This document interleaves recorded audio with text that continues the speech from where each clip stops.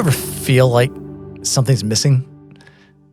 Like you were made for more, but you can't quite put your finger on what it is? Maybe you're asking, what is my purpose? Or what's the point of me being here at all? Can I share with you a life-changing truth? You were made for something incredible. Like from the very beginning of your existence, God had a purpose for you bigger than any job title you could ever hold, any project you could ever accomplish, any dream you could ever imagine. I mean, we're talking about something so much greater and more meaningful than just your personal happiness. God made you, as we said last week, yes, to find life, but also, now check this out, to partner with Him. To partner with Him in His desire to infuse this world with His life-giving presence. I mean, this is why Jesus ultimately came. It's what He paved the way for. And if you're a follower of Jesus, He has transformed your life so that He can now work through you to transform lifeless spaces into life-giving places. You know, places that are dead, make them alive again. I mean, think about it. From the very beginning, this has been shown to be the heart of God. I mean, the very first thing we see God do, He takes this wild wasteland that's completely useless and uninhabitable, and He transforms it into a place where life could flourish. And then God did something shocking. I mean, He made people, and He invited them to be His partners in His creation project.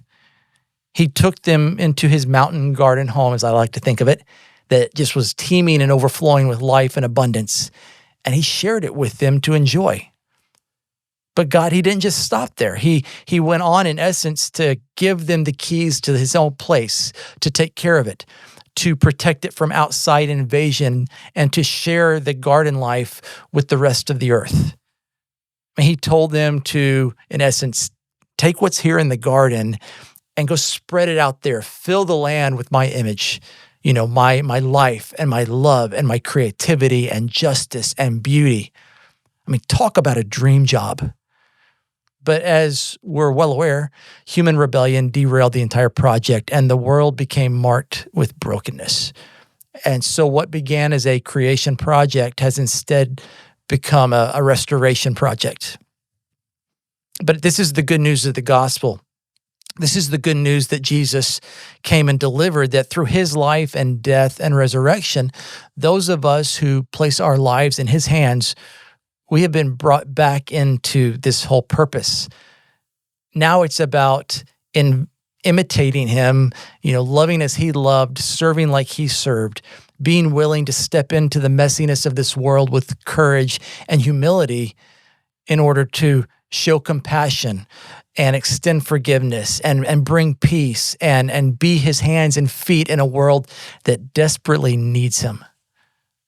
And so this calling to transform lifeless spaces into life-giving places, it's not just a big picture thing.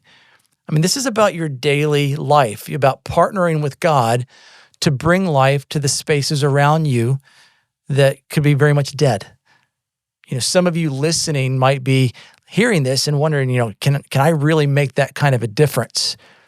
And I want you to hear what God says about you. This is what Paul wrote in Ephesians. He said, "For we are God's handiwork, created in Christ Jesus to do good works, which God prepared in advance for us to do." That word handiwork means masterpiece, literally.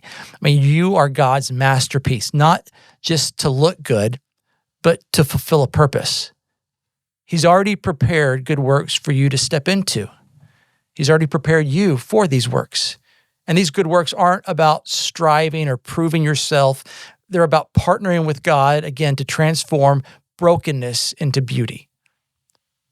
And so my question is, where do you see lifeless spaces around you? Is it in a strained relationship? Maybe it's a tough work environment. Maybe it's just someone that you see hurting who just needs your presence in their pain. Maybe it feels overwhelming and you're wondering, how can I do this? How can I make this kind of a difference? And this is where I think another truth needs to be spelled out, that on your own, you can't. You can't transform anything, but Jesus says in John 15:5, I am the vine and you are the branches. If you remain in me and I in you, you will bear much fruit. But apart from me, you can do nothing. You see, transformation, it isn't about your strength. It's about staying connected to Jesus. Through his Spirit, he works in and through you to bring love and hope and restoration to lifeless spaces. So even the smallest step of faith in his power can make a huge life-altering difference in someone's life. So this week, I just want you to do something. Identify one of those lifeless spaces around you, maybe a relationship or a workplace or a neighborhood, and ask God, how can I bring life here? And then just take one small step. Show kindness, speak truth, be present.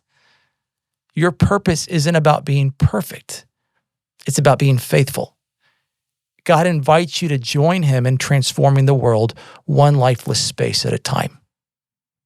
So what's your lifeless space? Where is God calling you to bring life to this week?